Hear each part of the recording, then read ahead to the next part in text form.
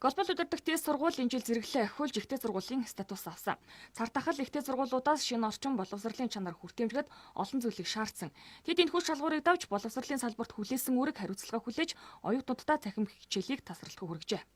2021 он бол бидний хувьд бас хөрөнгө оруулалтын жил байлаа.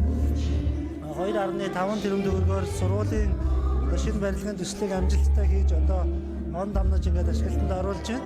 2022 он бол бидний хувьд бол чанарын манлайлалын жил, олон улсын оюутныг авч сургана.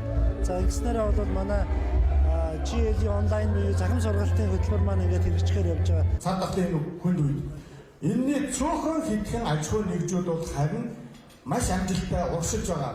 Энэний нэг бол глобал удирдагч их сургууль. Яагаад гэвэл маш сайн менежменттэй сургууль байна.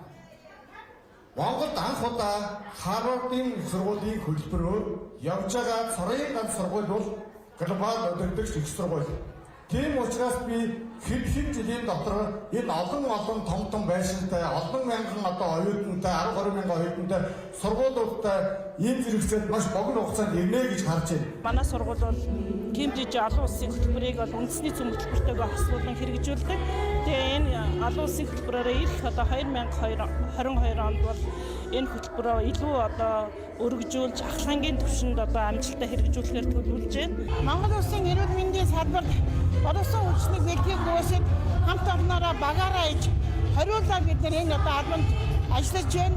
Энэ бидний хамт олонны 2021 он хамгийн олон суралцагчийг эсүүлсэн амжилт. Энэ бидний зүтгэд байсан. Тийм учраас маш их баярлаж байна.